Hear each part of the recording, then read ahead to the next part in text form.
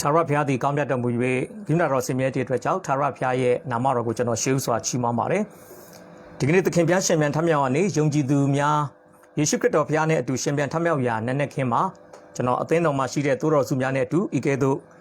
မိသားစုဖွဲ့နိုင်တဲ့ခွင့်ကိုဘုရားသခင်ကပြင်ဆင်ပေးတဲ့အတွက်ဘုရားကျေးဇူးတော်ကိုရှေးဥစွာချီးမွမ်းပါတယ်ဒီနေ့မှာတော့ကျွန်တော်တို့တရားသူကြီးမှတ်စာအခန်းကြီး7အပိုက်ငယ်7ကနေ40အတွင်းမှာပါတဲ့အကြောင်းအရာထဲကနေကျွန်တော်တို့နှုတ်ကပတ်တော်ကိုအတူတကွလေ့လာဖို့ဖြစ်ပါတယ်ပြီးခဲ့တဲ့ဒီနေ့ကိုနေ့မှာတော့ကျွန်တော်တို့တရားသူကြီးမှတ်စာအခန်းကြီး7အပိုက်ငယ်1ကနေ7ကိုကျွန်တော်အခြေပြုပြီးတော့မှ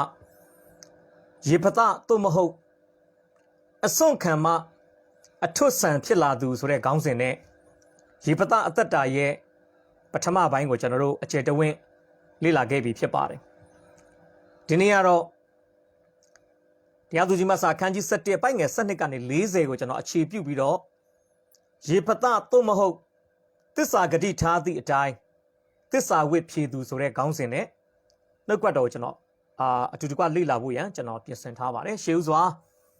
အခြေပြုမဲ့နှုတ်ကပတ်တော်ကိုညီကိုမောင်နှမတွေအားလုံးအတူတကွကြားနာစေဖို့ရန်ကျွန်တော်ရှေးဥစွာဖတ်ကြားပေးချင်ပါတယ်တရားသူကြီးမှတ်စာအခန်းကြီး7အခန်းကြီး7အပိုက်ငယ်7ထို့နောက်မှယေဖသသည်အာမုန်ရှင်ပြင်ထံသို့တန်တမန်ကိုဆေလွတ်၍သင်သည်ငါနှင့်အဘယ်သို့ဆိုင်သနည်းငါနိုင်ငံ၌စစ်တိုက်ခြင်းကအဘယ်ကြောင့်ငါကိုရန်ပြုသနည်းဟုမေးသောအပိုက်ငယ်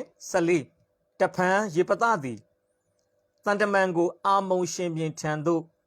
ဆေလွတ်၍အာမုန်ရှင်ပြင်ထံသို့ဆေလွတ်၍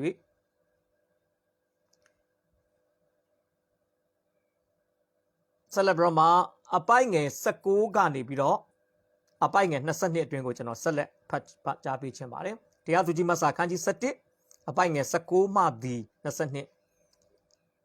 တဖန်ဣသရေလအမျိုးသည်အာမောရိအမျိုးဟေရှဘုန်ရှင်ဘုရင်ရှိဟုန်ထံသို့တန်တမန်ကိုဆေလွတ်၍ငါတို့နေရာ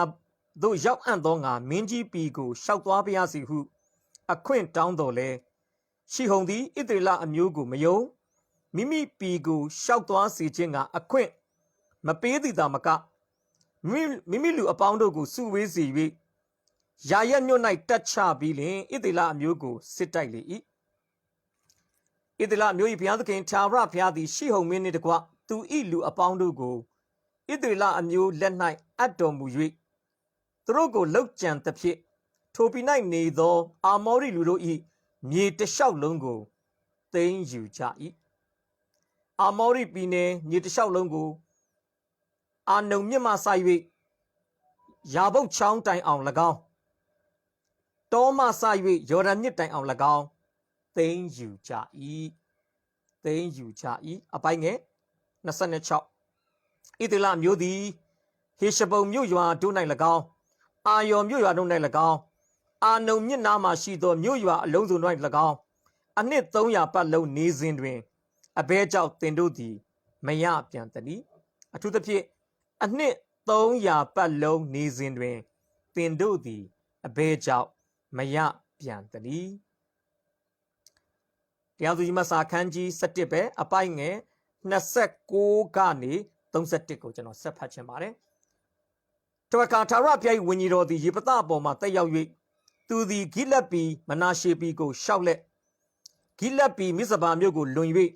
အာမုန်လူတို့ရှိရာသို့ခြီသွားလေ၏ယေဖသသည်ထာဝရဘုရားအားသစ္စာဂတိထားလက်အကယ်၍ကိုတော်သည်အာမုန်မျိုးသားတို့ကိုအကျွန်ုပ်လက်၌အပ်တော်မူလျှင်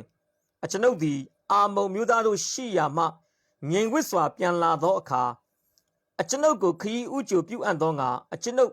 အိမ်တကားဝမှထွက်လာသောသူမည်သည်ကိုထာဝရဘုရားအားအမှန်ဆက်သ၍မိရှုရာရစ်ပူဇော်ပါမည်ဟုသစ္စာဂတိထားပြီးမှအကျွန်ုပ်ကိုခရီးဥကြိုပြုအပ်သောငါအကျွန်ုပ်အိမ်တကားဝမှထွက်လာသောသူမည်သည်ကိုထာဝရဘုရားအားအမှန်ဆက်သ၍မိရှုရာရစ်ပူဇော်ပါမည်ဟုသစ္စာဂတိထားပြီးမှ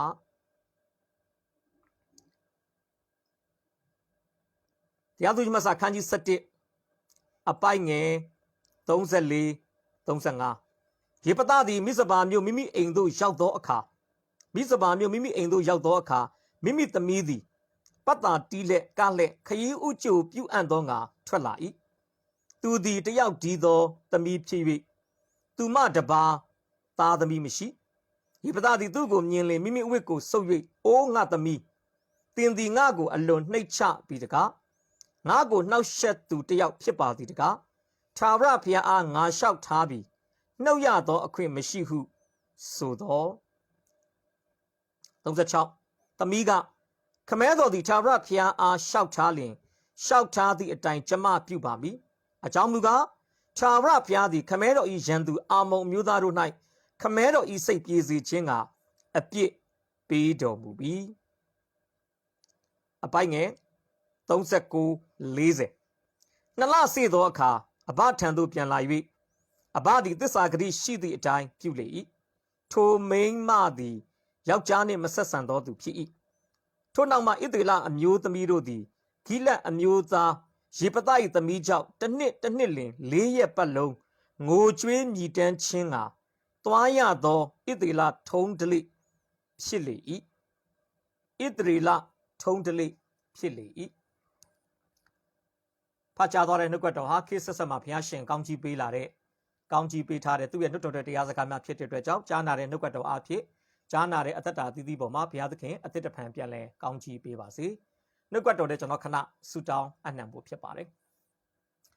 ယေရှုရှင်ဖကိုရော့ကိုယေရှုတင်တယ်ယေရှုတော်ပေါင်းကိုချီးမွမ်းပါတယ်တရက်ပြီးတရက်တစ်ချိန်ပြီးတစ်ချိန်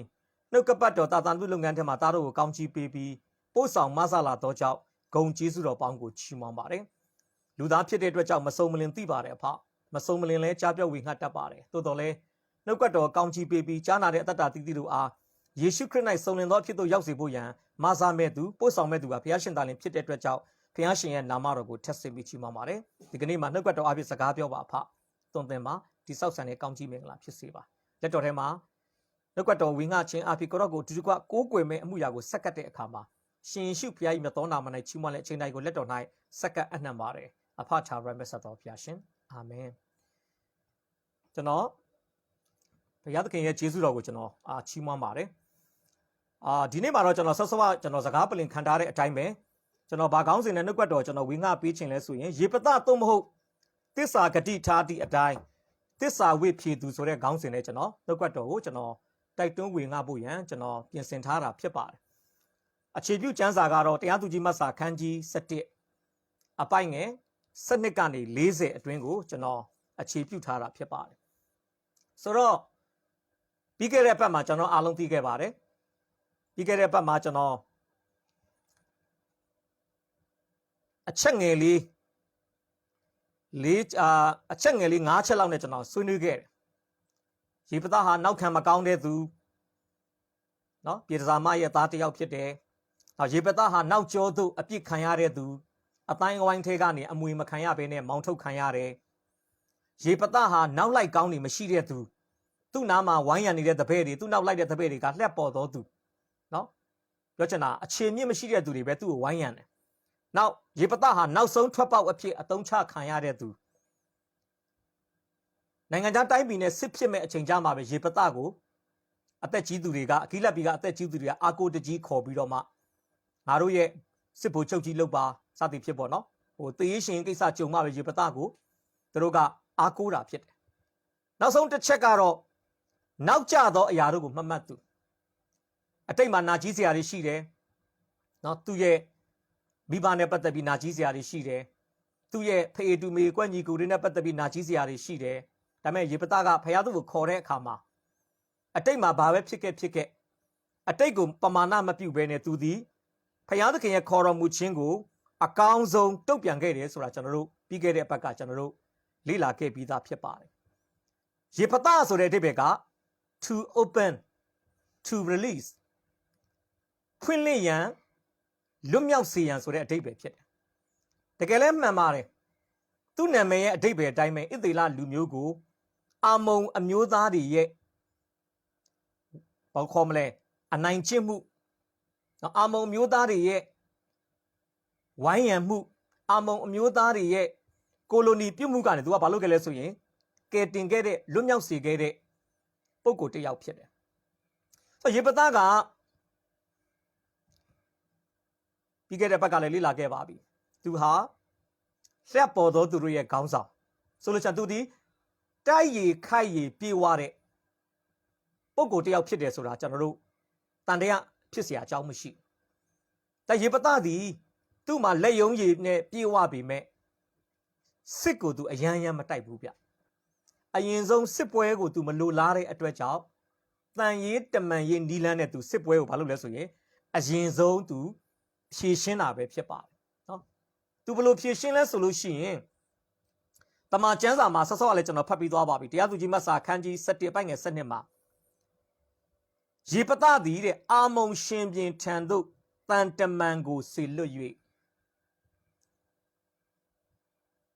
တကယ်တော့စစ်ဖြစ်တယ်ဆိုတာကောင်းမှမကောင်းလားနော်စစ်ဖြစ်တယ်ဆိုတာ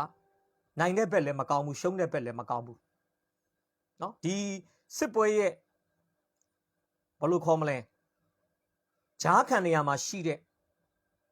အယက်သူအယက်သားတွေတို့လည်းကောင်းတဲ့အရာတခုမဟုတ်နော်စစ်ဆိုတာဘယ်စစ်မှမကောင်းဘူးနော်ကျွန်တော်တို့လူတွေမိသားစုတွေတေဆုံးတယ်အိုးအိမ်တိုက်တာတွေပျက်စီးတယ်ကျွန်တော်အခုကဘာမှာကြည့်ပါဆီးရီးယားမှာပြည်တွင်းစစ်ဖြစ်တယ်10နှစ်ကျော်လောက်လူတွေမြောက်များစွာတေဆုံးတယ်ဆီးရီးယားနိုင်ငံရဲ့မြို့တော်ဆိုလို့ရှိရင်တကယ်တုတ်တန်တစားပြင်လို့နော်အဆောက်အဦကောင်းဆိုတာမရှိတော့ဘူးအဆောက်အဦတိုင်းမှာကြီးစံရာတွေကြီးပဲဘုံတွေမှန်ထားတယ်ဒါတို့ဒီခေတ်ပေါ့ရေပသားလို့ခေတ်လဲကျွန်တော်မြင်ပါတယ်စစ်ပွဲတစ်ပွဲဖြစ်ပြီဆိုရင်တော့ရွာတွေမီးရှို့ခံရမယ်နော်လူတွေအသက်ခံရမယ်တေချာတစ်ခုကတော့ပန်းနဲ့ပေါက်တာမှမဟုတ်တာပန်းလေးတွေနဲ့ပေါက်နေကြတာမဟုတ်ဘူးချစ်စနိုးကြည်စားနေတာမဟုတ်ဘူးတစ်ဖက်နဲ့တစ်ဖက်ကသူသေးကိုသေးပဲဟာသူမသေးရင်ကိုသေးမယ်ဆိုတော့သူသေးကိုသေးတိုက်ရမယ်အနေထားဖြစ်တယ်ဆိုတော့ဒီပသားအဲ့ဒါကိုမလိုလားတဲ့အတွက်ကြောင့်အရင်ဆုံးတန်တမန်နီးလန်းနဲ့သူဖြည့်ရှင်းတယ်သူပါဖြည့်ရှင်းလဲအမုံရှင်မင်းကိုသူပါပြောလဲတင်းဒီငါနဲ့အဘယ်သို့ဆိုင်သနည်းငါနိုင်ငံနဲ့စစ်တိုက်ခြင်းငါအဘယ်ကြောင့်ငါကိုရန်ပြုတ်သနည်းသူကအဲ့ဒါပြောတာတွေ့ရတယ်နော်တင်းဒီငါနဲ့အဘယ်သို့ဆိုင်သနည်းငါကိုရန်ပြုတ်ခြင်းငါ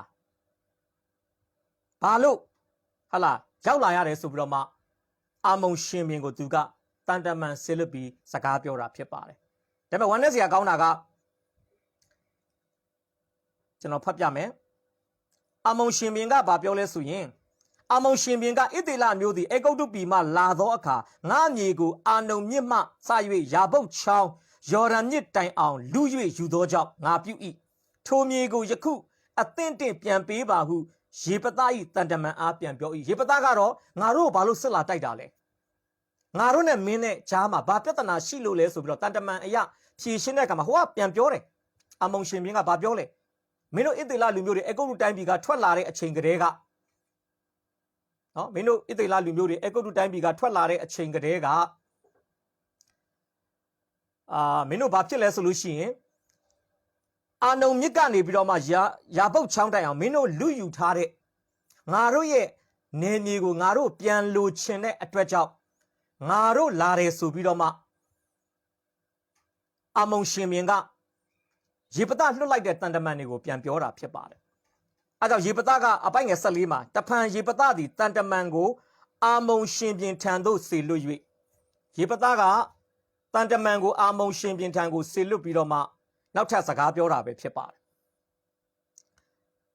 အမှသူပြောတဲ့အချက်ကိုကျွန်တော်3ချက်လေးခွဲပြီးတော့မှကျွန်တော်ဖော်ပြပေးခြင်းတယ်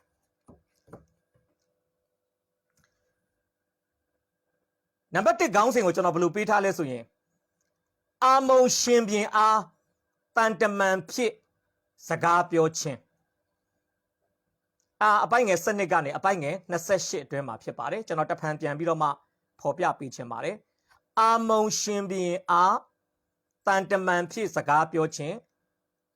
အပိုက်ငယ်7ကနေအပိုက်ငယ်28ဖြစ်ပါတယ်အဲ့လိုတန်တမန်နဲ့စကားပြောတဲ့အခါမှာသူအခြေခံအားဖြင့်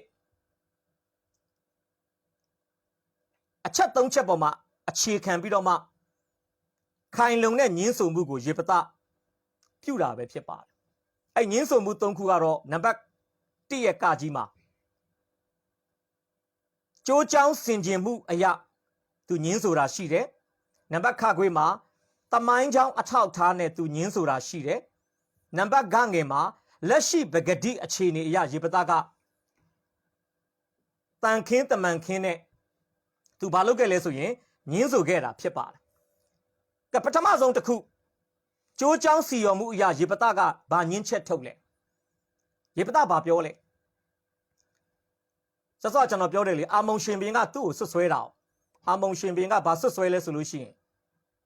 ငါတို့နေမြေကိုမင်းတို့လူယူထားတာမင်းတို့ဘိုးဘေးတွေကလူယူထားတာ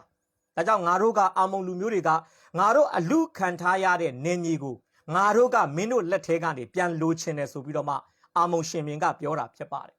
အဲ့ဒါကိုယုတ်တိဗေဒကြကြကျိုးချောင်းစီရော်မှုကြကြရေပသားကဘာပြန်ပြောလဲစောစောကျွန်တော်ဖတ်သွားပါတယ်အပိုင်ငယ်19ကနေ22မှာရေပသားဘာပြောလဲအာမုံရှင်ဘင်အခုငါတို့နေတဲ့နေမြေဟာမင်းတို့စီကငါတို့ယူထားတာမဟုတ်ဘူးငါတို့ဘိုးဘေးတွေအခုတို့တိုင်းပြည်ကထွက်လာတော့ကခါနန်ပြည်တဲ့ဝင်ဖို့ဖြစ်တဲ့အခါမှာမင်းတို့စီမှာလည်းငါတို့ခွင့်တောင်းတယ်မင်းတို့ခွင့်မပြုဘူးမင်းတို့နိုင်ငံကိုငါတို့စစ်မတိုက်ပါဘူးမင်းတို့နိုင်ငံကိုဖျက်ပြီးတော့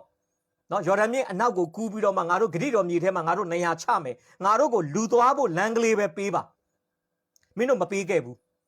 မင်းတို့မပေးတဲ့အတွက်ကြောင့်ငါတို့ကမင်းတို့နဲ့အိမ်နီးချင်းနိုင်ငံဖြစ်တဲ့အာမောရိရှင်ဘုရင်ကိုခွင့်တောင်းတယ်အာမောရိရှင်ဘုရင်ကခွင့်မပြုအောင်သာမက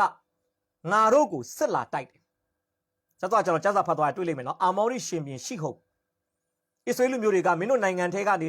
လူလျှောက်တဲ့လမ်းကလေးပဲပေးပါအဲ့လမ်းကလေးကိုငါတို့စီစနစ်ကြကြဖြတ်ပြီးတော့မှငါတို့ခါနန်ပြည်ထဲဝင်မယ်လို့ပြောတဲ့အခါမှာအာမောရိရှင်ဘုရင်ရှိဟုတ်ကခွင့်မပြုအောင်သာမကသူဘာလုပ်လဲဆိုရင်ဣသေလလူမျိုးကိုစစ်လာတိုက်တာဖြစ်ပါတယ်ဣသေလလူမျိုးကစတိုက်တာမဟုတ်ဘူးနော်အာမောရိလူမျိုးကအစ္စရေးလူမျိုးကိုစစ်တိုက်တာဖြစ်ပါတယ်အဲဒါကြောင့်ရန်သူရဲ့တိုက်ခိုက်ခြင်းကိုခံရတဲ့ဣသေလလူမျိုးတွေကရန်သူကိုပြန်ခုခံရင်းနဲ့စစ်ပွဲအနိုင်ရသွားတဲ့အတွက်ကြောင့်ဘာဖြစ်လဲဆိုရင်အာမောရိလူမျိုးတွေနေထိုင်တဲ့နောက်ပိုင်းမှာဂိလတ်ပြည်လို့အမိထွင်လာမဲ့နေရာဒေသကိုအစ္စရေးလူမျိုးတွေကသိမ်းပိုက်လိုက်တာဖြစ်ပါတယ်ကျွန်တော်ပြန်ပြောမယ်ယုတ်တိဗေဒကြကြရေပသားကဘာပြောလဲအာမုံရှင်ဘင်ကိုဒီမြေကြီးဟာအာမုံမြေကြီးမဟုတ်ဘူးအာမုံနိုင်ငံပိုင်တဲ့နယ်နိမိတ်မဟုတ်ဘူးအရင်တုန်းကအာမောရိရှင်ဘင်တွေပိုင်ခဲ့တာအာမောရိရှင်ဘင်တွေလက်ထဲကငါတို့ယူခဲ့တာဒါပထမတစ်ချက်ဒုတိယတစ်ချက်ကတမိုင်းကိုအခြေခံပြီးတော့မှပြန်ပြောတာစောစောကလည်းကျွန်တော်ပြောတဲ့ထဲမှာပါပြီးပါပြီငါတို့အာမောရိရှင်ဘင်နဲ့စစ်တိုက်ပြီးစစ်နိုင်လို့ရတဲ့နေနေအဲ့ခေတ်တုန်းကဘာဥပဒေသရှိလဲဆိုရင်စစ်တိုက်လို့နိုင်ရင်စစ်ရှုံးသောနိုင်ငံရဲ့နယ်နိမိတ်တွေအားလုံးကိုစစ်နိုင်တဲ့နိုင်ငံကသိမ်းပိုက်ပိုင်ခွင့်ရှိတယ်ကျွန်တော်ပြန်ပြောမယ်ထိုခေတ်ထိုအခါကဘာဥပဒေရှိလဲဆိုရင်စစ်နိုင်သောနိုင်ငံသည်စစ်ရှုံးသောနိုင်ငံရဲ့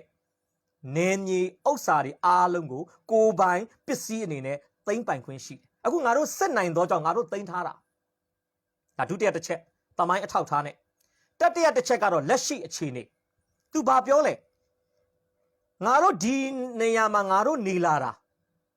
အနှစ်300ရှိပြီကျွန်တော်အားလုံးသိရနော်အိမ်ရှင်အိမ်ငှားတော်မှာဘာကြားဘူးလဲအိမ်ငှားကဟာလာအိမ်ကိုတစ်ဆက်တစ်ဆက်တည်း10နှစ်လောက်ငှားလို့ရှိရင်ဟာလာပြန်ပြီးတော့မှဟာလာပိုင်ဆိုင်မှုနဲ့ပတ်သက်ပြီးစကားပြောချင်တယ်ဆိုရင်ပြောလို့ရတာเนาะကျွန်တော်တို့အသိထဲမှာဆိုရင်ဘုံတော်ဝင်စားသွားတဲ့ဒီအိမ်ကန်ထရက်တယောက်ရှိတယ်သူဆိုရင်ဟိုတလောက်4ချက်လောက်ကလေးကလူငါးတင်ထားတယ်ကြာပြီနော်နောက်ပိုင်း contract တွေစောက်ဖို့အတွက်ဖြစ်လာတဲ့အခါမှာအဲ့ဒီလူကအိမ်လခပေးထားတဲ့ပြေစာလေးတွေကိုပြပြီးတော့ဘာလုပ်လဲဆိုရင်မဖယ်ပေးတော့ဘူးမဖယ်ပေးဘဲနဲ့ဝေစုတောင်းတာပေါ့ငါ့ကိုဘလောက်ပေးမှဒါမှမဟုတ်လေမင်း contract တိုက်ပြန်ဆောင်ရင်ငါ့ကိုတိုက်ခန်းတက်ခန်းပေးမှနောက်ဆုံးတော့ကျွန်တော်မိတ်ဆွေကဘာလို့လဲရောရတယ်နော်ဟိုလူကလည်းဥပဒေနားလိုက်တယ်နဲ့တူတယ်ဥပဒေတွေနဲ့ကင်တာပေါ့ကျွန်တော်ပြောချင်တာကထိုနည်းတူပဲတချို့ကရှိရနော်ကိုချန်ကွက်လုံခြုံရေးအတွက်ခြံဆောက်ထားတယ်ခြံဆောက်ကအဲ့မြေကွက်ထဲမှာအနှစ်20အနှစ်30နေတဲ့ခါမှာခြံဆောက်ကပိုင်ရှင်လိုဖြစ်သွားတယ်မြေကွက်တွေဖိုင်ထောင်ပြန်ရောင်းစားတယ်ကျွန်တော်ပြောချင်တာကဟိုနေမြေပိုင်ဆိုင်မှုကိုကျွန်တော်ပြောတာအခုဆိုသူတို့နေတာဘယ်လောက်ကြာပြီလဲနှစ်300လေရေပသားကဘာပြောချင်လဲနှစ်300လုံးငါတို့နေလာတာမင်းတို့ဘာအတန်းမှမထွက်ဘူးအခုမှမင်းတို့အတန်ထွက်လာတယ်ပြောချင်တာနောက်ကျသွားပြီပေါ့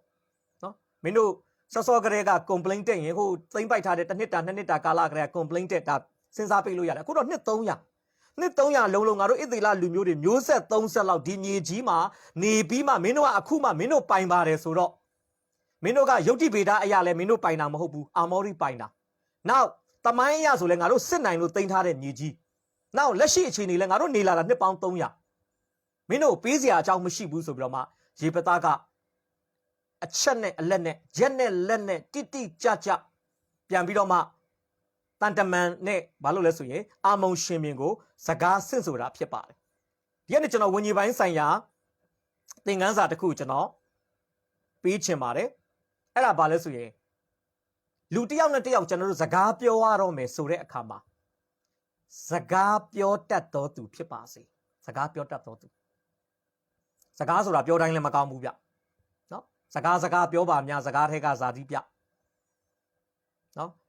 ကိုယ့်ကိုသူများမှတ်မိတာစကားများလို့မှတ်မိတာသိမကောင်းဘူးဗျ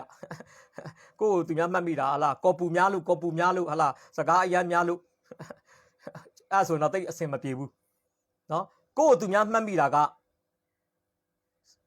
ပြောတဲ့စကားအတိုင်းလုပ်တာစကားတီတာနဲ့ပတ်သက်ပြီးမှတ်မိတယ်ဆိုရင်တော့အရန်ကောင်းတယ်ဆိုတော့ကျွန်တော်ဒီနေ့ဝิญဉ်ပိုင်းစာသင်ခန်းစာပါရေပတစကားပြောတယ်ဒါရေပတပြောတဲ့စကားတွေကတန်ဖိုးရှိတယ်ဘာလို့တန်ဖိုးရှိတယ်ယုတ်တိဗေဒကြတယ်ရေပတကတမိုင်းနဲ့ခြီးပြီးတော့မှစကားပြောတယ်အချက်လက်နဲ့ဒီရေပတလက်တွေ့ဆန်တယ်လက်ရှိအခြေအနေကိုမကွယ်မဝက်ပဲနဲ့တကယ်လက်တွေ့ကြလက်တွေ့ဆန်စကားပြောတဲ့သူဖြစ်တယ်ရေပတပြောတဲ့စကားတွေကစိတ်ကူးရင်နေမဟုတ်ဘူးဗျနော်စိတ်ကူးတွေရင်နေတာမဟုတ်ဘူးအိမ်မက်တွေမက်နေတာမဟုတ်ဘူးတကယ်အပြင်မှာမရှိဘဲနဲ့သူ့စိတ်ကူးထဲမှာရှိတဲ့အရာတစ်ခုကိုသူကဇက်ကောင်တကောင်အနေနဲ့ဖန်တီးပြီးတော့မှမွေးဖွားပြီးတော့မှအရေးမရအဖတ်မရဟာလာရေပေါ်အယုတ်ရေးနေတာမဟုတ်ဘူးလေထဲမှာတိုက်ရင်စောင့်နေတဲ့စကားတွေမဟုတ်ဘူးရေပတပြောတဲ့စကားတွေအားလုံးကအခြေမြင့်ရှိတယ်အဲကျွန်တော်ယုံကြည်သူတွေလည်းတစုံတစ်ခုသောစကားကိုကျွန်တော်ပြောမယ်ဆိုတဲ့အခါမှာအခြေမြင့်ရှိယုတ်တိဗေဒကြကျွန်တော်ကြားဘူးတယ်လေတချို့ပြောတာရှိတယ်ကျွန်တော်1999 2000မှာကျွန်တော်ကျမ်းအကြောင်းတက်တာဦးတက်တော့ကျွန်တော်တို့ဘုံတော်ဝင်စားသွားပါပြီကျွန်တော်ဆရာတယောက်ကပြန်ပြောပြတာဧဝံဂေလိဆရာတယောက်ရဲ့ယုတ်တိဗေဒမကြတဲ့သက်သေခံချက်ပေါ့တော့ဗာပြောလေဒီတောင်တန်းဒေသတစ်ခုမှာတဲ့ကျွန်တော်ဒေသတော့မပြောတော့ပါဘူးအဲ့ဒေသလူတွေနဲ့မှာကြောက်တဲ့အတွက်ကြောင့်တောင်တန်းဒေသတစ်ခုမှာဧဝံဂေလိထွက်တဲ့အခါမှာအင်ရှင်ကဧဝံဂေလိသတင်းစကားကိုကြားပြီးတော့မှအရန်တိဆောက်เสียဖြစ်တဲ့အတွက်ကြောင့်ဆရာကိုဧခံချင်တာဘာမှလည်းဧခံเสียမရှိတော့မွေးကင်းစကလေးလေးကိုစုပြုတ်လုပ်ပြီးတော့မှဆရာကိုတိုက်လိုက်တယ်ဆရာကလည်းမတောက်ချင်ဘူးမတောက်ချင်ပေမဲ့ဆရာကလည်းမဖြစ်လဲဆိုတော့ယုံကြည်သူစေတနာရှင်ရဲ့စေတနာကိုလှစ်လူရှုလို့မကောင်းတဲ့အတွက်ကြောင့်မျက်ရည်တွေကြားပြီးတော့မှကလေးစုပြုတ်ကိုတောက်လိုက်တယ်အဲ့ဒါက1800လောက်တုန်းကဖြစ်တယ်ဆိုရင်ကျွန်တော်ယုံတယ်ဗျာ။ဘာလို့အဲ့1800လောက်တော့အဲ့ဒေသတွေမှာလေတွေဘာတွေစိုက်ပြိုးလို့ရှိရင်လူတွေပူဇော်တဲ့စနစ်တွေရှိတာ။အတိတ်ကာလတုန်းက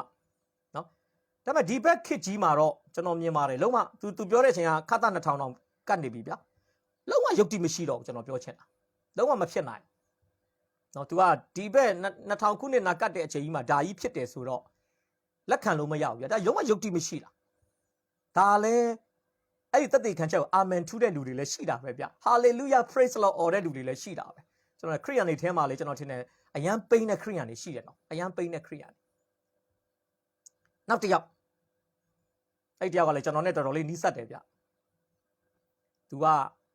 ပုံတူပြတ်စတွေပြောတတ်တယ်သူကဟိုဘာပြောသူမသိတာဘာမှမရှိဘူးဗျဘယ်အကြောင်းအရာပြောသူကဝင်ပြီးဆွေးနွေးနိုင်တယ်သူလည်းစာတော်ဖတ်တယ်နဲ့သူပြောတာကျွန်တော်သိသဘောမကျတာတခုရှိတယ်ကျွန်တော်နာမည်လည်းမပြောဒီမှာလဲကာယကံရှင်တွေထိခိုက်မှာကြောက်လို့မင်းသမီးတယောက်ရှိတယ်တဲ့အခုထိလည်းအသက်ရှင်ပါသေးတယ်ဘီဒင်ဆရာဟောထားတယ်တဲ့နင်ကရေနဲ့သေရမှာအားကြောင့်နင်ဘယ်တော့မှရေမချိုးနဲ့အဲ့မင်းသမီးကအခုထိရေမချိုးဘူးတဲ့သူကပြောတယ်ကျွန်တော်အားကြောင့်အဲ့မင်းသမီးနဲ့ဘယ်မင်းသားမှရုပ်ရှင်တွဲမရိုက်ချင်ဘူးဟိုဘယ်လိုကအနန္တမကောင်းလို့ပေါ့ကျွန်တော်စဉ်းစားတယ်ဒီအခုဆိုရင်အသက်80လောက်တော့ရှိမလားမသိဘူးနော်ဒီနေ့အထိရေမချိုးဘူးဆိုတော့ဒါယုတ်တိဗေဒအရာဖြစ်နိုင်လားလုံးဝမဖြစ်နိုင်အဲ့ဒါကိုယုံတယ်ဗျာ ကျွန်တော်မိတ်ဆွေကအဲ့ဒါကို तू ကအတီနဲ့ပြောတာ तू ကလိန်ပြီးပြောတာမဟုတ်ဘူး तू မျက်လုံးတွေကြည့်ရင်သိတာလေ तू ကအဲ့ဒါကို तू confidence ရှိနဲ့နော်အရသာရှိနဲ့ယုံကြည်မှုအပြည့်နဲ့ तू ကပြောနေတာနားထောင်တဲ့ပရိသတ်ကလည်းနားထောင်နေပြပါစအဟောင်းသားနဲ့ကျွန်တော်တို့စိတ်ထဲမှာလုံးဝမကြိုက်ဘူးဒါလုံးဝမဖြစ်နိုင်ဘူးလေအဲ့လောက်နှစ်80လောက်ရေမချိုးရင်နူသွားမှာပေါ့နော်လူကရစရာမရှိဘူးဘယ်လိုစဉ်းစားကြည့်လေမဖြစ်နိုင်တဲ့ကိစ္စဒါကြောင့်ကျွန်တော်ဒီနေ့ပြောချင်တာစကားပြောရင်ကိုပြောတဲ့စကားဟာယုတ်တိဗေဒကြဖို့လိုတယ်စိတ်ကူးရင်တိတ်မဆန်ပါနဲ့ဖြစ်နိုင်ရင်ကိုကြုံတဲ့ဟာတွေပြောပြပွားတဲတွေတိတ်မပြောနဲ့ဟုတ်လားတချို့ကပြောတယ်မင်းဗမာသိတယ်သူများပြောပြတာသူများပြောတာငါကြားတာလက်ဖက်အဆိုင်မှာသူများပြောတာယုံမှာနောက်ဆုံးတော့ပွားတဲနဲ့ပဲအဆုံးသတ်တယ်ကျွန်တော်ပြောမယ်နော်သတင်းအချက်လက်တစ်ခုကြားရင်အဲ့သတင်းမှန်ဤလောမှန်ဤလောသတင်းရဲ့အရင်းမြစ်ကိုလိုက်စေခြင်းနဲ့သေချာတယ်ဆိုမှပြောတာကောင်းတယ်ဒါကြောင့်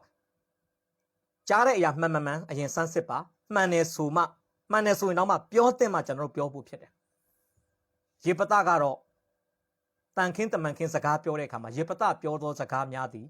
ယုတ်တိဗေဒကြတယ်တမိုင်းကိုအခြေခံတယ်လက်တွေ့ဆန်တယ်ကျွန်တော်တို့နေ့စဉ်ယုံကြည်သူများအနေနဲ့လေနော်ကျွန်တော်စကားပြောခြင်းအဖြစ်လဲဘုရားဘုန်းထင်ရှားဖို့အရေးကြီးတာကျွန်တော်တယောက်နဲ့တယောက်စကားပြောတဲ့အခါမှာကျွန်တော်ပြောသောစကားများဟာသူများထိမိလဲစရာမဖြစ်စေဘဲနဲ့ထိမိ၍တိဆောက်စရာဖြစ်စေဖို့ရာအတွက်ကျွန်တော်တို့ပြောသမျှသောစကားများဟာတကယ်သတင်းအရင်းမြစ်အမှန်ပေါ်မှာအခြေခံပြီးတော့မှပြောတဲ့စကားတွေဖြစ်ဖို့ကျွန်တော်ဖော်ပြပေးခြင်းပါတယ်အခုချိန်မှာသတင်းလိမ်တွေကနေရာတကာမှာတက်နေတယ်နော်နေရာတကာမှာတက်နေတယ်လူတွေကလည်း share ကြတာပဲဗျာ share ကြတာဘာမှမကြည့်တော့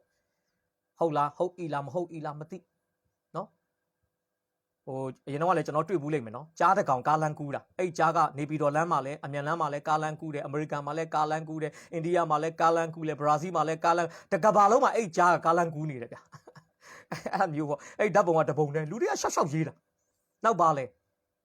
တောင်ကျချောင်းလားပါလားအဲ့ဒါအဲ့ဒီဟာကဟိုစမ်းချောင်းသားမှာရောက်လာလိုက်ကရားပြည်နယ်မှာရောက်သွားလိုက်ယူရီးယားနိုင်ငံမှာရောက်လိုက်နောက်ပူတာအိုမှာရောက်လိုက်အဲ့မျိုးလေအဲ့မျိုးဟိုဘယ်လိုခေါ်ဓာတ်ပုံတပုံလူတွေကဟိုချောင်းသားမှာဝါကွတ်ပစ်တွေနဲ့ထိုင်ပြီးတော့မှရေကစားနေတာအဲ့ဓာတ်ပုံကတပုံပဲအဲ့ဟာဟိုနေရာတွေကအစုံတက်တာဗျာနော်ဆိုတော့ကျွန်တော်ဒီနေ့ပြောချင်တာကဒီခေတ်ကြီးမှာသတင်းတွေကပလူပြန်နေတယ်မှန်ဤလောမမှန်ဤလောစမ်းစစ်ပြီးတော့မှပြန်ပြောဖို့လိုတယ်အလားတူပဲဒီခေတ်ကြီးမှာနှုတ်ကပတ်တော်ဝေငှချက်တွေကလည်းလေလိုင်းမှာပလူပြန်နေတယ်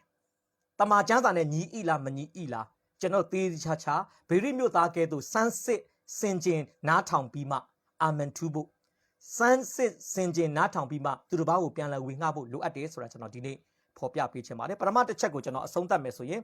နံပါတ်1ခေါင်းစဉ်ကတော့အာမုံရှင်ပြင်အားတန်တမန်ဖြစ်စကားပြောခြင်းအချက်3ချက်ကိုအခြေခံပြီးတော့တန်တမန်ကနေတဆင့်ရေပသားကအာမုံရှင်ပြင်ပြောတဲ့ငါတို့နေမြေငါတို့ပြန်ပေးဆိုတဲ့တောင်းဆိုမှုကိုရေပသားကပညာသားပါရက်နဲ့လက်နဲ့ညင်းချက်ထုတ်ခဲ့တာပဲဖြစ်ပါတယ်ကဲဒုတိယကိုတော့ကျွန်တော်ဘယ်လိုခေါင်းစဉ်တက်ထားလဲဆိုရင်ဖျားသခင်အားသစ္စာဂတိထားခြင်းဆိုပြီးတော့မှအပိုက်ငယ်26ကနေ40အတွင်းကိုဒုတိယအချက်အနေနဲ့ကျွန်တော်ဖော်ပြပေးခြင်းပါတယ်ပထမအချိန်တန်တမန်လွတ်တယ်ဟိုကငါတို့နေမြေငါတို့ပြန်ပေးဆိုပြီးတော့မှဖိအားပေးလာတဲ့အတွက်ကြောင့်ဒုတိယအချိန်တန်တမန်လွတ်တယ်အကြောင်းပြချက်ခိုင်လုံတဲ့အကြောင်းပြချက်3ချက်နဲ့ရေပသက်ကညင်းချက်ထုတ်တယ်မရတော့ဘူးဘာလို့လဲဆိုရင်အပိုင်ငယ်28မှာတိုးတော်လဲ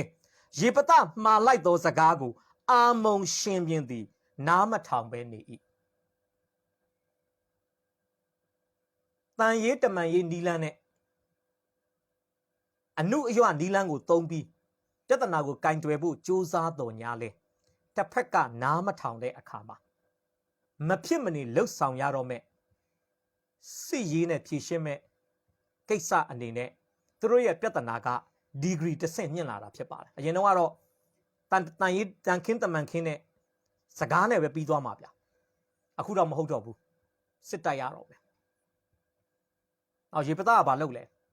အပိုင်ငယ်29မှာထိုအခါတဲ့ထာဝရဘုရား၏ဝိညာဉ်တော်သည်ရေပသားအပေါ်မှာတက်ရောက်၍ဘုရားရှင်နာမသား၏ဘုန်းကြီးပါစေ ကျွန်တော်တို့အသင်းတော်ခေတ်မှာသာဧဝံဂေလိသတင်းစကားကိုကြားပြီးခရစ်တော်ကိုမိမိအသက်သခင်ကယ်တင်ပိုင်ရှင်အနေနဲ့ယုံကြည်ဝန်ခံထားတဲ့ယုံကြည်သူတိုင်းရဲ့အသက်တာထဲမှာတန်ရှင်သောဝိညာဉ်တော်ကမိသူကိုမဆိုကျင်းဝတ်တယ်ဘောင်းကန်းမှန်လို့ရှိဒါဓမ္မတိကာလအသင်းတော်ခေတ်အခုကာလဒါဓမ္မဟောင်းမှာတော့အဲ့လိုမဟုတ်ဘူးဓမ္မဟောင်းမှာတော့ယုံကြည်သူပင်ဖြစ်တော်ညာလဲဣသေလလူမျိုးတိုင်းကတန်ရှင်သောဝိညာဉ်တော်ကိုမရဘူးတန်ရှင်သောဝိညာဉ်တော်တက်ရောက်လာတဲ့သူတွေကဘယ်လိုလူလဲဆိုရင်ဖယားသခင်တစုံတစ်ခုသောအကြံအစီရေးပဲချက်နဲ့ထူးထူးခြားခြားအသုံးပြုမဲ့ပုံကိုများအပေါ်မှာပဲတန်ရှင်သောဝိညာဉ်တော်ကတက်ရောက်တာဖြစ်ပါတယ်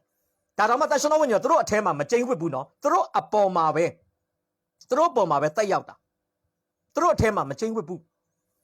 သူတို့အပေါ်မှာတက်ရောက်လာရင်သူတို့ကထူးခြားတာတွေလုပ်နိုင်တယ်ဥပမာရှောလုဣသရေလလူမျိုးတွေရဲ့ပထမဆုံးရှင်ဘုရင်ရှောလုဓမ္မရာဇဝင်ပထမဆောင်ခန်းကြီး7မှာနော်ဒီယော်ဒန်မြစ်အရှေ့မှာရှိတဲ့ယာဘက်မြို့သားတွေကိုအာမုန်ရှင်ဘုရင်နာဟတ်ကနော်လာပြီးတော့မှစစ်ရေးအရချင်းချောက်တဲ့အခါမှာသူတို့အညံ့ခံမယ်ပြောတဲ့အခါမှာလည်းမျက်လုံးဖောက်မယ်လို့ပြောတဲ့အခါမှာအဲ့သတင်းစကားကိုကြားတဲ့အခါမှာရှောလုအယမ်းစိတ်ဆိုးတယ်အဲ့အချိန်မှာရှောလုပေါ်မှာတန်ရှင်သောဝိညာဉ်တော်တက်ရောက်တဲ့အခါမှာရှောလုကလေထဲကပြန်ယူလာတဲ့သူ့နွားတွေကိုခုတ်ဖြတ်ပြီးတော့မှအစ္စရေးနိုင်ငံအနှံ့ကိုသူကပို့လိုက်တယ်ဣသရေလနိုင်ငံရဲ့ပြည်နယ်တွေပေါ့ရှောလုနဲ့ရှင်မွေလနောက်ကိုမလိုက်တဲ့သူတွေရဲ့နွားတွေဒီနွားတွေလိုပဲအပိုင်းပိုင်းဖြစ်စေရမယ်ဆိုပြီးယာဇသံပေးတယ်အဲ့ယာဇသံပေးမှုကြောင့်ဣသရေလတနိုင်ငံလုံးကစစ်သားဣသရေလအမျိုး3သိန်းယူဒအမျိုး3000 3သိန်းနဲ့3000ထွက်လာတယ်ရှောလုဘာလုပ်လဲရှောလုကတကယ်တော့စစ်သားမဟုတ်ဘူးနော်ရှောလုကဘာခေါ်မလဲဥယျာဉ်ခြံစိုက်တဲ့လယ်သမားလို့ပဲပြောရအောင်လယ်သမားမွေးမြူရေးသမားသူကစစ်ပွဲဆိုတာတခါမှကြုံဘူးတဲ့စစ်တင်တန်းလည်းတက်ဘူးတဲ့လူမဟုတ်ဘူးဒါပေမဲ့တန်ရှင်သောဝိညာဉ်တော်ရှောလုပေါ်မှာတက်ရောက်လာတဲ့အခါမှာရှောလုသည်စစ်ဘိုလ်ချုပ်ကြီးတယောက်ကဲ့သို့3သိန်း3000သောဣသေလပရိတ်သက်ကို3တက်ခွဲပြီးတော့ကျွန်တော်ထင်တယ်3သိန်း1000 3သိန်း1000 3သိန်း1000 3တက်ခွဲပြီးတော့မှရန်သူကိုသူပြန်ပြီးတော့မှတွန်းလှန်တာဖြစ်တယ်ဒါကြောင့်ကျမ်းစာပညာရှင်တယောက်ဖြစ်တဲ့Matthew Henry ကဘာပြောလဲ expert without experience ရှောလုကဘာကျွမ်းကျင်မှုမှမရှိဘူးဘာမှ expert မဖြစ်ဘူး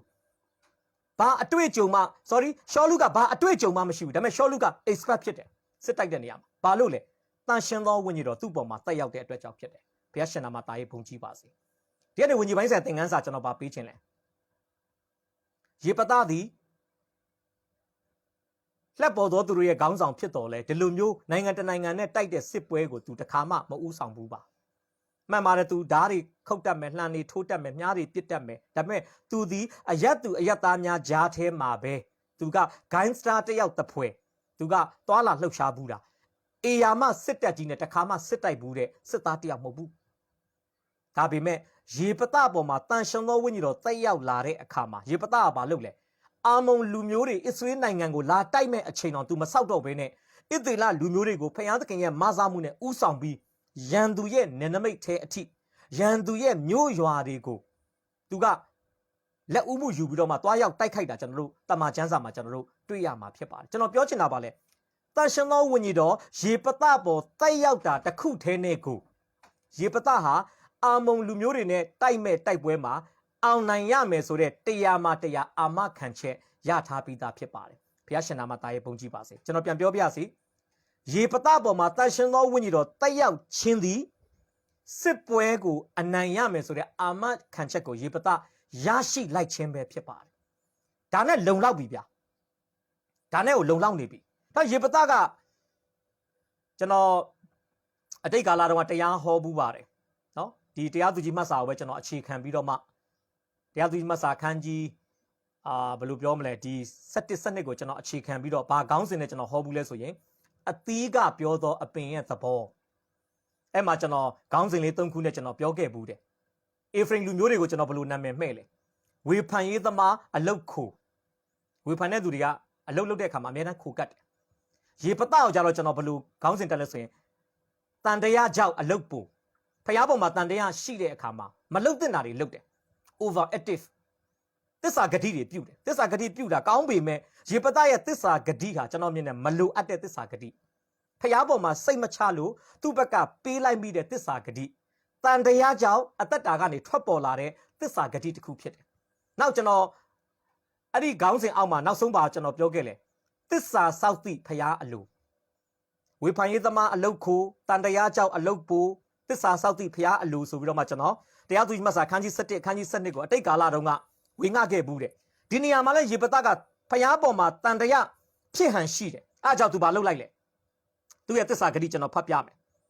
အကျွန်ုပ်ဒီအာမုံမျိုးသားတို့ရှိရာမှငြိမ်ဝစ်စွာပြန်လာသောအခါအပေါ်30မှာဆိုသူဘာပြောလဲအာမုံမျိုးသားတို့ကိုကျွန်ုပ်၌အပ်တော်မူလင်းအမှန် if ဝိညာဉ်တော်တက်ရောက်တယ်ဆိုတာအပ်ပြီးတကယ်တော့ဖြစ်နေပြီဒါပေမဲ့ तू ကဘာပြောလဲကျွန်တော်လက်ထဲမှာဟာလာအာမုံမျိုးသားတွေကိုအပ်မယ်ဆိုရင်ကျွန်တော်အိမ်ပြန်လာတဲ့အခါမှာအကျွန်ုပ်ကိုခရီးဥကြိုပြုအပ်သောငါအကျွန်ုပ်၏အိမ်တကားမှထွက်လာသောသူမိသည်ကိုထာဝရဘုရားအားအမှန်ဆက်တ၍မီးရှို့ရာ၍ပူဇော်ပါမည်ဟုသစ္စာဂတိပြုတယ်ဖခင်ကဂတိပေးလိုက်တယ်ဘာဂတိပေးလဲဒီတိုက်ပွဲမှာကျွန်တော်နိုင်ရင်ကျွန်တော်အိမ်ပြန်လာတဲ့လမ်းမှာကျွန်တော်အိမ်ရှိမှာဒီမှာတော့ तू ကဘာပြောဆိုရင်အကျွန်ုပ်ကိုခီးပြုအပ်သောငါတဲ့အိမ်တကားဝကနေကျွန်တော်အိမ်တကားဝနေကျွန်တော်ထွက်ကြိုတဲ့သူအရင်ဆုံးထွက်ကြိုတဲ့သူပေါ့အဲ့ဒီလူကိုအဲ့ဒီအရာကိုကျွန်တော်ကိုရောကိုဆက်တာပြီးမီးရှို့ရာရပူဇော်ပါမယ်ဝမ်းနေစရာကောင်းတယ်နော်ဖျားမဆာမှုနဲ့စစ်ပွဲနိုင်သွားတယ်မိစပါမြို့မှာရှိတဲ့သူ့အိမ်ကိုပြန်လာတဲ့အခါမှာသူ့အိမ်မှာသူ့ကိုအရင်ဆုံးထွက်ကြိုတဲ့သူကသူ့မှာရှိတဲ့တူဒီသောသမီးကျွန်တော်တူဒီသောသမီးပြောတော့ရာဖီကာအရန်စိတ်ဝင်စားတယ်ကျွန်တော်မေးတယ်အပားရေတူဒီသောသမီးဆိုတာဘယ်လိုမျိုးလဲကျွန်တော်ကရှင်းပြတယ်မမမိမိခဲလို့ပေါ့အဲ့ဒါတူတူသမီးဆိုအဲ့ဒါမျိုးအဘိဂဲမဟုတ်ဘူးအဘိဂဲတို့မမပင်ပင်တို့မဟုတ်ဘူးအဲ့ဒါမမမိမိခဲလို့မျိုးအဲ့တူတူသောသမီးအဲ့ဒါမှပဲ तू ကသဘောပေါက်တယ်ကျွန်တော်လဲတကယ် practically အခုရေပတာဒီတယောက်ပဲရှိတာဒီတယောက်ပဲရေပတာဖက်နှက်ကိုမိတ်ဆွေစီးကြည့်လေစစ်မတိုက်ခင်တုန်းကတော့စစ်အနိုင်ရခြင်းဇောနဲ့တစ္ဆာဂတိတွေပေးမိပြီမဲ့အိမ်ပြန်လာတဲ့အချိန်မှာသူ့သမီးထွက်ကြိုတဲ့အခါမှာကျွန်တော်ထင်တယ်မိုးကြိုးပစ်ချခံလိုက်ရတဲ့ကဲ့သို့ခေါင်းနှပန်းကြီးသွားလိမ့်မယ်ဗျရေပတာလန့်ဖြန့်သွားမှအဲ့ချိန်ကျမှသွားပြီသူစီတော်သမီးနော်တစ္ဆာဂတိအတိုင်းဆိုသူ့သမီးကိုသူကမီးရှို့ရရစ်ဆိုတာအရှင်မဟုတ်ဘူးအသေးထွက်ရမှာသမီးကိုတတ်ပြီးတော့ရစ်ကောင်တကောင်လို့ပူဇော်ရမှာနောက်သူ့မှာစဉ်းစားကြည့်လေဣသေလလူမျိုးတွေကဘာကိုတန်ဖိုးထားလဲဆိုရင်မျိုးဆက်သူတို့ရဲ့ generation ကိုအရင်တန်ဖိုးထားတာရေပတမရှိရေပတသမီးရှိမယ်ရေပတသမီးကနေရေပတမြေမြင့်တီတွတ်သူတို့အရင်တန်ဖိုးထားတာဒီသမီးကိုမီးရှို့ရရစ်အနေနဲ့ပူဇော်လိုက်ပြီးသမီးကအပြိုလေးအိမ်အောင်မကြသေးဘူးမြေးတွေမြစ်တွေလည်းမရှိသေးဘူးအဲ့သမီးကိုပူဇော်လိုက်မျိုးဆက်ပြတ်ပြီရေပတဘလောက်ပဲအောင်မြင်ခဲ့တမိုင်းစာမျက်နှာမှာဣသေလလူမျိုးတွေရဲ့ခေါင်းဆောင်ဘလောက်ပဲဖြစ်ခဲ့သူ့မှာလက်ညှိုးထိုးပြเสียသူ့အမီနာမကိုဆက်လက်တည်ဆောင်မဲ့မျိုးဆက်ကိုမချန်ထားနိုင်ခြင်းဟာဂန္ဓဝင်သူရဲကောင်းတစ်ယောက်အတွက်တော့အထိနာတယ်လို့ပြောလို့ရတယ်နော်ဇတ်သိမ်းမလာဘူးလို့ပြောလို့ရတယ်ဆိုတော့အဲ့မှာလဲကျွန်တော်အချက်တချို့နဲ့ကျွန်တော်ဖော်ပြပေးခြင်းတယ်နံပါတ်1သစ္စာဘုရားသခင်ကသစ္စာဂတိထားခြင်းဆိုတဲ့နေရာမှာနံပါတ်ကကြီးဝိညာဉ်တော်တက်ရောက်ခြင်းနဲ့စစ်ချီခြင်းဒါကကျွန်တော်ဆော့ဆော့ပြောခဲ့တယ်အပိုက်ငယ်29မှာပါပါတယ်နောက်နံပါတ်ခခွေးမှာသစ္စာဂတိထားခြင်းအဲ့ဒါကတော့ကျွန်တော်တို့ဗမာတွေ့နိုင်လဲဆိုဆော့ဆော့တုန်းကအပိုက်ငယ်30 31မှာကျွန်တော်တို့တွေ့ရမှာဖြစ်ပါတယ်အဲ့သစ္စာဂတိထားတာနဲ့ပတ်သက်ပြီးတော့မှမြောက်များလှစွာသောအဓိပ္ပာယ်ဖွင့်ဆိုချက်တွေထဲကအဓိပ္ပာယ်ဖွင့်ဆိုချက်3ခုလောက်ကိုကျွန်တော်ဒီကဓမ္မမိတ်ဆွေတွေညီကိုမောင်နှမတွေကိုကျွန်တော်ဖော်ပြပေးခြင်းတယ်နော်အဲ့အဓိပ္ပာယ်ဖွင့်ဆိုချက်တွေထဲမှာနံပါတ်1ကအိမ်တကားဝမှလူထွက်လာတချို့ကဘာပြောလဲဆိုရင်ရေပတပြောတာကတဲ့ဒီသဘောတဲ့အိမ်တကားဝကလူထွက်လာရင်လူကို dedicate လုပ်ပါမယ်လူကိုစက္ကပ်မယ်တတ်မှာမဟုတ်ဘူးနော်ဖခင်အတွက်ကိုသားသမီးကိုလှူလိုက်မှာနော်ဒီခေတ်နဲ့ Roman Catholic လို့ပြောမယ်ဆိုတော့ကိုသားသမီးကို father တွေ mother တွေလောက်ခိုင်းပါဗျာ sister တွေ brother တွေလောက်ခိုင်းပါနော်တသက်လုံးအိမ်တော်မပြုတ်ခိုင်းမဲနဲ့အပြိုကြီးလူပြိုကြီးဘွားနဲ့နော်ဟို အသင်းတော်ကိုပို့လိုက်ပြီးတော့မှအမှုတော်ဆောင်ခိုင်းမှာအဲ့ပုံစံမျိုးတချို့ကပြောတယ်နောက်လူမထွက်လာခဲ့ရင်တော့တရိတ်ဆန်ကိုမိရှုရာရစ်ပူဇော်မယ်ပြောချင်တဲ့တော့ဘာလဲရေပတအိမ်ပြန်လို့သူ့သမီးထွက်လာရင်သူ့သမီးကိုဖယားသခင်နိုင်ငံတော်ထဲမှာအိမ်တော်မပြုတ်ဘဲနဲ့အပြိုကြီးဘဝနဲ့ဆက်ကပ်ဖို့သူပေးလှူမယ်ကဲသမီးလည်းမထွက်လာဘူးဘာမှမထွက်လာရင်တော့အိမ်မှာရှိတဲ့ရစ်ကောင်တကောင်ကောင်ပေါ့တိုးတို့စိတ်တို့နွားတို့ထဲကရစ်ကောင်တကောင်ကောင်ကိုတတ်ပြီးတော့မိရှုရာရစ်ပူဇော်မယ်ဆိုပြီးတချို့ကအဲ့လိုဂတိပေးတယ်ဆိုပြီးတချို့ကျမ်းစာပညာရှင်တွေကအတိတ်ပဲဖွင့်တယ်တချို့ကြတော့လေဟေပြဲစကလုံးပေါ့ဟေပြဲစကလုံးမှာဝိုးဆိုတဲ့စကလုံးရှိတယ်အဲ့စကလုံးကအတိတ်ပဲနှစ်ခုထွက်တယ်ဘလို့အတိတ်ပဲထွက်လဲဆိုရင်နံပါတ်1အနေနဲ့ဘလို့အတိတ်ပဲထွက်လဲဆိုရင်အိမ်တကားဝါမှလူထွက်လာရင်ဖယားနိုင်ငံတော်အတွက်အဲ့လူကို dedicate လုပ်မယ်စက္ကပ်မယ်အိမ်တကားဝါမှတရိတ်ဆန်ထွက်လာရင်မီးရှို့ရာရစ်ပူဇော်မယ်ပထမတော့ကတော့လူထွက်လာရင်လူကိုစက္ကပ်မယ်လူမထွက်လာခဲ့တော့ရှိတဲ့တရိတ်ဆန်ကိုမီးရှို့ရာရစ်ပူဇော်မယ်ဒုတိယအတိတ်ပဲဖွင့်ဆိုချက်ကတော့လူထွက်လာရင်လူကိုစက္ကပ်မယ် dedicate လုပ်မယ်တရိတ်ဆန်ထွက်လာရင်တော့အဲ့ထွက်လာတဲ့တရိတ်ဆန်ကို sacrifice လုပ်မယ်ရစ်ပူဇော်မယ်မီးရှို့ရာရစ်အနေနဲ့အဲ့ဒီအတိတ်ပဲဖွင့်ဆိုချက်ဖြစ်ပါတယ်အဲ့ဒီအိမ်တကားဝါမှလူထွက်လာရင်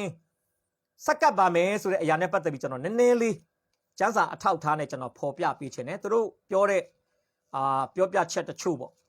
တရားသူကြီးမှတ်စာမှာကျွန်တော်တစ်ချက်လောက်ကြည့်စေချင်တယ်တရားသူကြီးမှတ်စာအခန်းကြီး21အပိုင်ငယ်16ကနေ23မှာ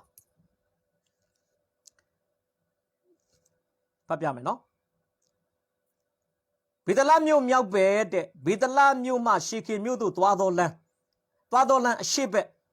လေဘောနာမြို့တောင်ဘက်ရှိလောမြို့နယ်တွင်ထာဝရဘုရားအဖို့နှစ်စဉ်ပွဲခံတတ်သည်ဟူ၍၎င်းတိုင်ပင်ကြသည်နှင့်အညီဗင်ဂျမိန်လူတို့ကိုခေါ်၍သင်တို့သည်သွားကြလော့စပြည့်ဥယျာဉ်တို့၌ချောင်းမြောင်းလှဲ့နေကြလော့ရှိလောမြို့သမီးတို့သည်ပွဲခံအံ့သောငါကားလှဲ့လာကြသောအခါစပြည့်ဥယျာဉ်ထဲကထွက်ပြီးလင်ထိုမြို့သမီးတို့ကိုအတီးကိုမယားဖြစ်စေဖို့ဖမ်း၍ဗင်ဂျမိန်ပြည်သို့ဆောင်သွားကြလော့23ဗင်ဂျမိန်လူတို့သည်ပြု၍ပွဲခံလှဲ့လာသောမိမငယ်တို့ကိုကိုယ့်အရေးအတွက်တိုင်းမယားဖြစ်ဖို့ရန်ဖမ်းဆီး၍လွတ်သွားကြ၏ကိုမွေခံရာမြေသို့ပြန်ရောက်ပြီးလျှင်မြို့တို့ကိုအသစ်ပြင်ဆင်၍နေကြ၏အဲ့မှာပြောချင်တာပါလေတရားသူကြီးမဆာခန်းကြီး19-20မှာအစ္စရေးနိုင်ငံမှာအထူးသဖြင့်အခန်းကြီး20မှာအစ္စရေးနိုင်ငံမှာပြည်တွင်းစစ်ဖြစ်တယ်ဗင်ဂျမိန်လူမျိုးနဲ့အစ္စရေးလူမျိုး17မျိုးပြည်တွင်းစစ်ဖြစ်တဲ့အခါမှာဗင်ဂျမိန်လူမျိုးက600ပဲကျန်တယ်600ကယောက်ျားကြီးပဲကြံတယ်မိန်းမတစ်ယောက်မှမကြံတဲ့အတွက်ကြောင့်ဗင်ဂျမိန်လူမျိုးကမျိုးတုံတော့မဲ့အနေအထားဖြစ်တယ်အဲဒါကြောင့်သူတို့ဘာလုပ်လဲဆိုရင်စစ်ပွဲထဲမှာမလာတဲ့ယာဘက်မြို့သားတွေကိုတတ်ပြီးတော့ဗင်ဂျမိန်မျိုးသားတွေကိုမိန်းမပေးစားတဲ့အခါမှာဖမ်းလာတဲ့မိန်းကလေးအရေးအတွက်နဲ့အိမ်တောင်ပြုတ်ဖို့လိုအပ်နေတဲ့ဗင်ဂျမိန်မျိုးသားအရေးအတွက်ကကျန်းစာကဘာပြောလဲမလောက်မကြေလို့ပြောပါတယ်မမျှတဘူးအဲဒါကြောင့်သူတို့ဘာလုပ်လဲဆိုလို့ရှိရင်600မှာ400ကမိန်းမရပြီး200ကမိန်းမမရပဲကြံနေတယ်သူတို့ကလည်းတစ္ဆာဂတိပြုထားတာ哦ငါတို့သားသမီးကိုဘယ်တော့မှဗင်ဂျမိန်အမျိုးနဲ့မပေးစားဘူးဘုရားသခင်ရှေ့မှာဂတိပြုထားတော့အဲ့ဂတိကလည်းဖျက်လို့မရအဲကြောင့်ဣသရေလလူမျိုးတွေကဘလို့အကြံစီလုပ်လဲရှိလောမြို့မှာပွဲခံတိုင်းမှာအမြို့အရွာကဒီမှာတော့ရှိလောမြို့သမီးတို့ပေါ့နော်ရှိလောမြို့ကိုပွဲခံဖို့လာတဲ့ရှိလောမြို့သမီးတွေရှိတယ်အပြိုလေးတွေအဲ့ဒီအပြိုလေးတွေကိုလည်းတချို့ကဗာပြောဆိုရင်ဖယားသခင်အတွက်တီးတန့်စက်ကတ်ထားတဲ့တနည်းအားဖြင့်ပြောမယ်ဆိုရင်မေသီလရှင်လိုမျိုးပေါ့နော်ဒီရိုမန်ကက်သလစ်မှာဆိုတာ sister တွေလိုမျိုးသူတို့အသက်တာကိုဖယားသခင်အတွက်တီးတန့်ဖယ်ထားတဲ့အပြိုကညာဘဝနဲ့တသက်လုံးဘာသာရေးကိစ္စအဖို့လို့ငါအယိုးထုတ်မဲ့မိန်းကလေးတွေလို့ပြောတယ်အဲ့မိန်းကလေးတွေဒါကျမ်းစာပညာရှင်တချို့ကတော့ဗာပြောလဲဆိုရင်ရေပတကသူ့သမီးကိုတကယ်မတတ်ပါဘူးတဲ့နောက်ပိုင်းမှာဒီပုံစံမျိုးပေါ့အိမ်တော်မပြုတ်ခိုင်းမဲနဲ့အပြိုကညာဘဝနဲ့ဘာသာရေးအဆောက်အဦမှာတတ်လုံးသွားနေခိုင်းလိုက်တယ်ဆိုပြီးတချို့ကလည်းအတိတ်ပဲဖွင့်တာရှိတယ်ခဏပြောတဲ့လူထွက်လာရင်လူကိုစက္ကပ်ပါမယ်ဆိုတာဒီအတိတ်ပဲတဲ့နော်ဒါကဗမာလဲတွေ့နိုင်လဲဆိုရင်ဓမ္မရာဇဝင်ပရမဆောင်အခန်းကြီး1အပိုင်ငယ်22မှာလဲအေလိသည်တဲ့အသက်အရွယ်လွန်သောအခါသူ၏သားတို့သည်ဣသေလလူပိတ်သက်အပေါင်းတို့၌ပြုသမျှကို၎င်းပိတ်သက်စည်းဝေးရာတဲတော်တကားနားမှာစည်းဝေးသောမိန်းမနှင့် မှားယွင်းကြောင်းကို၎င်းကြားသိလေမြန်မာကျမ်းစာမှာတော့မိန်းမနှစ်လို့သုံးထားတယ်အင်္ဂလိပ်ကျမ်းစာမှာတော့မိန်းမမှာအများကိန်းသုံးထားတယ်အဲ့ဒါခုနကျွန်တော်ပြောတဲ့ဖယားသခင်ရဲ့အိမ်တော်မှာဘာသာရေးကိစ္စအဖို့လို့ငါမိမိအသက်တာကိုအပြိုကြီးဘဝနဲ့ဖယားသခင်တို့တီးတန့်ဖယ်ထားပြီးတွားရောက်အစီခံတဲ့မိန်းမတွေလို့ပြောတယ်အေလိရဲ့သားယေဘရဟိနှစ်ယောက်ခြေတော်တင်ပြစ်မှားတဲ့မိန်းကလေးတွေဟာအဲ့မိန်းကလေးတွေလို့တချို့ကျမ်းစာပညာရှင်ကလည်းအဓိပ္ပာယ်ဖွင့်တာကျွန်တော်တွေ့ရတယ်ကျွန်တော်ပြောချင်တာကပြန်ပြောမယ်ဆိုရင်ယူဆချက်ကျွန်တော်နှစ်ခုပြောသွားတယ်ပထမယူဆချက်ကအိမ်တကားဝမှာလူထွက်ကြုံရင်လူကိုစက္ကပ်မယ်ဘုရားသခင်နိုင်ငံတော်တဲ့ dedicate လုပ်မယ်လူမထွက်လာခဲ့တော့အိမ်မှာရှိတဲ့တိရစ္ဆာန်တကောင်ကောင်ကိုမိရှုရရစ်ပူဇော်မယ်ဒါပထမယူဆချက်ဒုတိယယူဆချက်ကဘာလဲအိမ်တကားဝကထွက်လာတာလူဖြစ်ရင်လူကိုစက္ကပ်မယ်ခုနအပြိုကြီးပုံစံမျိုးပေါ့လူမဟုတ်ဘဲနဲ့တိရစ္ဆာန်တကောင်ကောင်ဖြစ်ရင်တော့အဲ့တိရစ္ဆာန်ကိုမိရှုရရစ်ပူဇော်မယ်နောက်တတိယနဲ့နောက်ဆုံးဒါကတော့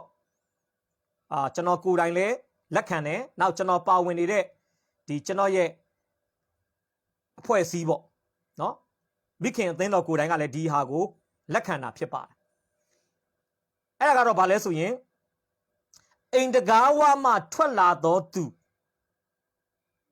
မိသည်ကိုမိရှုရာရစ်ပူဇော်မယ်လူပဲထွက်လာတရိษံပဲထွက်လာမိရှုရာရစ်ပူဇော်မယ်ဆိုတဲ့သတ်မှတ်ချက်ဖြစ်ပါတယ်နော်အဲ့ဒါနဲ့ပတ်သက်ပြီးကျမ်းစာလေးတွေကျွန်တော်ဖော်ပြပေးခြင်းတယ်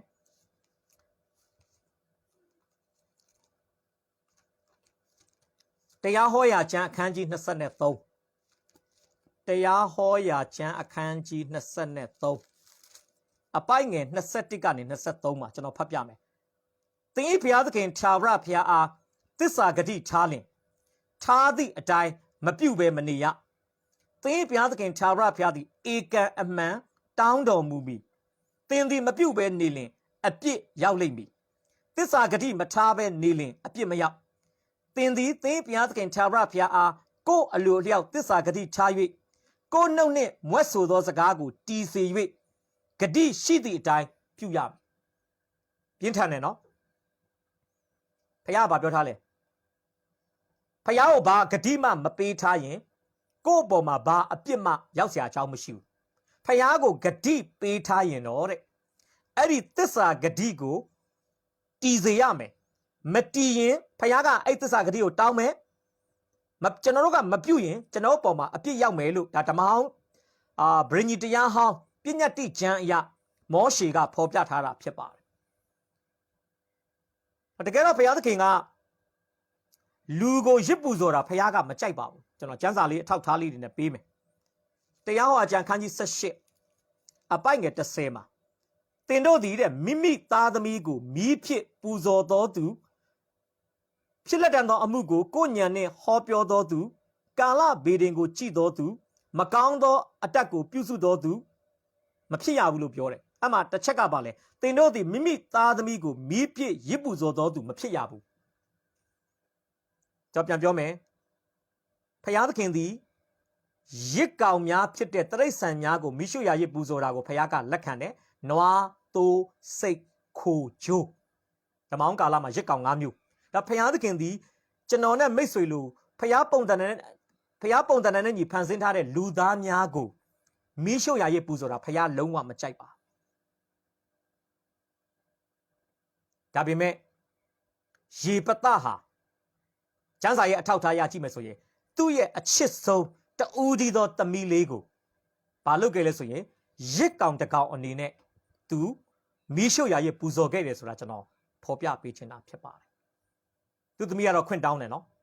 အဖေကျမကို2လလောက်အခွင့်ပေးပါတငယ်ချင်းတွေနဲ့လေပတ်ပေးရစီပေါ့တကယ်2လခွင့်ပေးပါ2လပြည့်တဲ့ခါမှာပြန်လာပြီးတော့မှအဖေလက်ထဲမှာအဖေဖယားကိုပေးထားတဲ့ဂတိအတိုင်းသူကအဖေဖယားကိုပေးထားတဲ့ဂတိကိုအကောင့်ထဲပေါ်ဖို့အတွက်သူ့အသက်တာကိုအဖေလက်ထဲမှာလက်ဝါအပ်တယ်ဆိုတာကျွန်တော်တို့တွေ့ရမှာဖြစ်ပါတယ်။ကြောင့်ကျမ်းစာပေါ်ရပ်တည်ပြီးပြောမယ်ဆိုရင်တော့လူကိုမိရှုရာရစ်ပူဇော်တာဖယားမကြိုက်ပေမဲ့ဖယားကဂတိတီတာကြိုက်တယ်။နော်အဲ့ဒါကြောင့်ကျမ်းစာမှာကျွန်တော်ဖော်ပြမယ်။ဝိပုဝါကျမ်းခန်းကြီး20ခွန်မှာတ တမချန်းစာကဘာပြောလဲအပိုက်ငယ်29ဝိပုက29မှာလူကိုပင်ချိန်ဆို၍ပူဇော်လင်နောက်တစ်ဖန်မရွေးရတိုက်ရမည်ပြန်ပြောမယ်နော်လူကိုပင်ချိန်ဆို၍ပူဇော်လင်နောက်တစ်ဖန်မရွေးရတိုက်ရမည်ဖခင်အပြတ်ပြောထားပြီးသားမှန်တယ်လူကိုပူဇော်တာဖခင်လုံးဝမကြိုက်ဘူးဖခင်မကြိုက်တာတိတိကြီးနဲ့ကိုယ့်ဘက်ကနေလူပူဇော်မယ်လို့ဂတိပေးမိရင်တော့တဲ့အဲ့ဂတိကိုပြန်ဖြတ်လို့မရဘဲနဲ့ဧကံမုတ်ချဘာလို့ရမလဲဆိုရင်အဲ့လူကိုတတ်ပြီးတော့မှရစ်ပူဇော်ရမှာဖြစ်ပါတယ်ဆိုတော့ရေပသားဖခင်ကိုတစ္ဆာဂတိပြုတယ်နောက်ပိုင်းမှာသူဘာလုပ်လဲဆိုရင်သူတစ္ဆာဂတိအတိုင်းရေပသားကသူ့ရဲ့တစ္ဆာဝိတ်ကို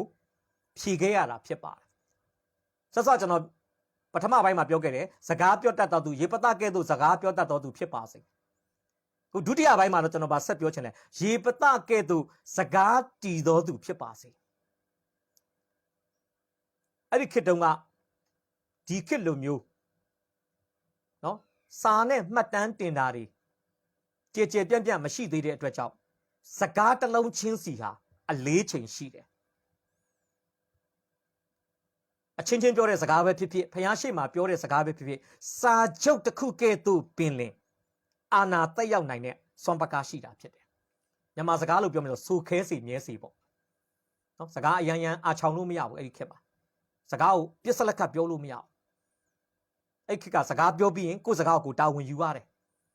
ရေပသားဖျားသခင်ရှိမှပြောတာလူရှိမှပြောတာမဟုတ်ဘူး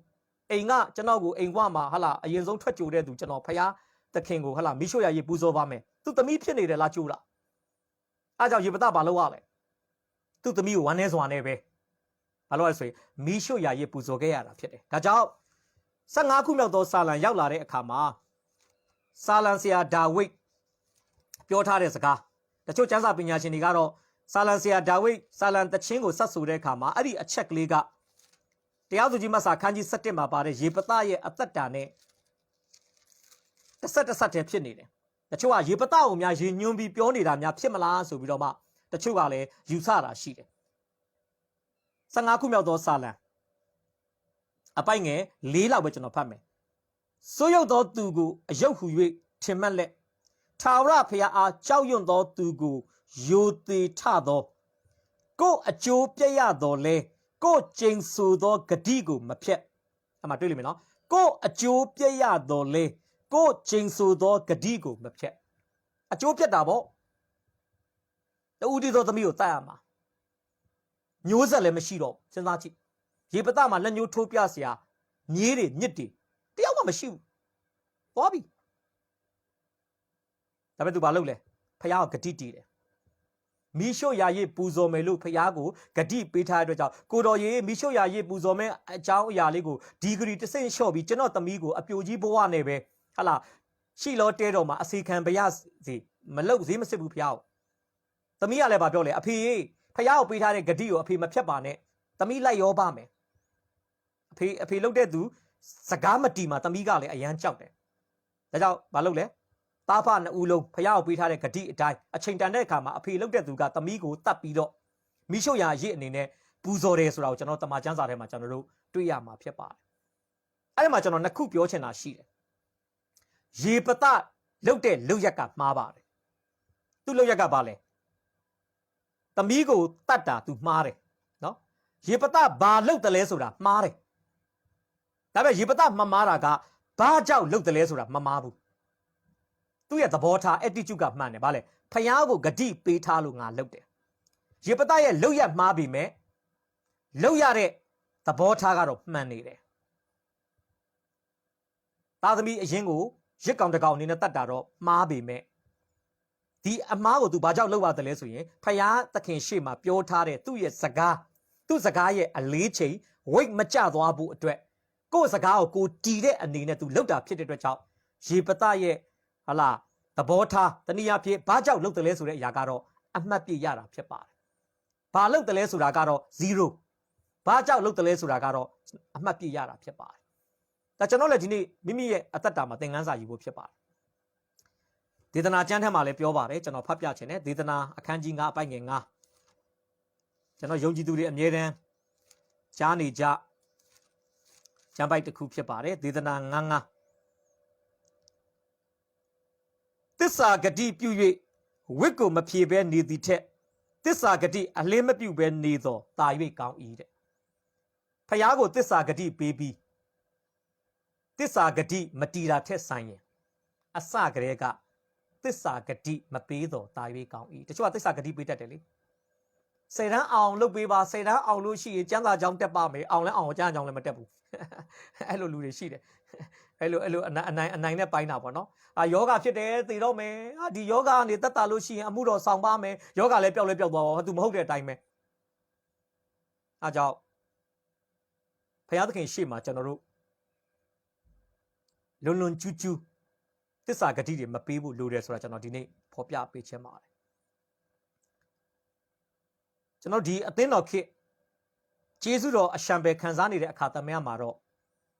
ကျွန်တော်တို့ရဲ့သစ္စာဂတိပြုတဲ့အရာပေါ်မှာကျွန်တော်တို့တည်ခြင်းမတည်ခြင်းကတော့ကျွန်တော်တို့အပေါ်မှာဥပရောက်ခြင်းဥပမရောက်ခြင်းကတော့ဘာမှဖြစ်မှာတော့မဟုတ်တော့ဒါပေမဲ့ဘုရားသခင်ရှေ့မှာကျွန်တော်ပြောပြီးတော့မှဘာမှမလုပ်တာများလာရင်တော့ကျွန်တော်တို့ကအလိုလိုနေနေဟာလာတန်ဖိုးမဲ့တဲ့ကဲ့သို့